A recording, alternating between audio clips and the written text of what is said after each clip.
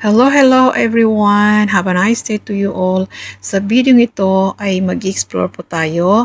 Ipapakita ko po sa inyo itong tinatawag nila na The Hidden Gala Spring Hot Water in Oman.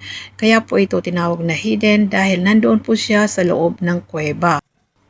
At pinaniniwalaan po ito ng mga lokal dito sa bansang Oman na itong tubig na ito ay isang miracle.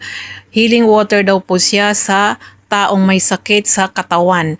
At naniwala din po kami dahil noong kapanahonan ng COVID, nagka-COVID po kami lahat sa loob ng bahay. Nagpunta kami dito, naligo kaming lahat at sa awan ng Diyos ay nawala po yung COVID namin. So ayan, wala po tayong nakikitang tao dahil pumunta ako rito na alam kong walang mga tao dahil pag weekend napupuno po ito ng mga tao na mga lokal at iba't ibang lahi na pumupunta rito, naliligo, nagpapahiling sila dito sa miracle water na ito.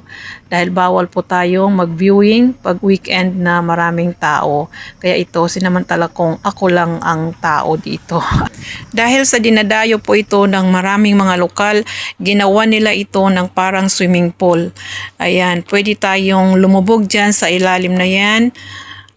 Siniparate po yung panglalaki at saka pang babae.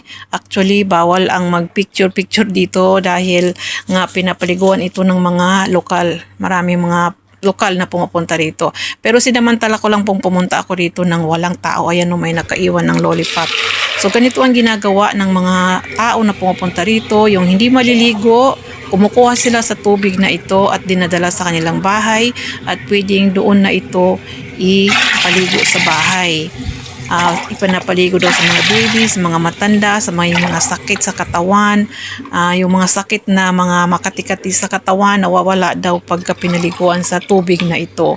So ganyan kinukuha yung tubig pero hindi ito iniinom. Yung iniinom na tubig na miracle ay doon po yun makukuha sa Saudi, yung tinatawag nila na jam-jam water.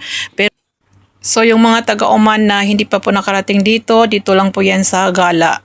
I-search na lang po niyo sa internet. Ang tawag po dyan ay Spring Hot Water in Gala. So dito sa labas guys, meron ditong swimming pool dati. Ginawa ito para sa mga bata. Pero hindi na siya pwedeng paliguan dahil nagmukhang sunog na yung paligid niya dahil sa init ng tubig.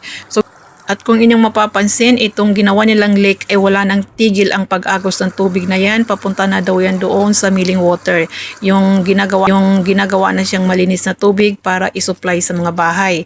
Ito pwede natin ilubog yung paa natin dito. Kung mayroon tayong sakit sa paa, mawawala daw. Kaya lang hindi ko mailubog yung paa ko dahil naiinitan ako, mainit yung tubig. So andito ako ngayon sa loob ng kuweba kasi ang sabi nila ay mayroon daw naririnig na malakas na agos na tubig dyan sa loob ng kuweba na yan, pero hindi ko nakakita kung saan yung malakas na agos ng tubig. Nasa loob ako ng kuweba, ito ang lumalabas na tubig. Papunta na yan doon sa ginawa nila kung saan tayo pwede lumubog at maligo.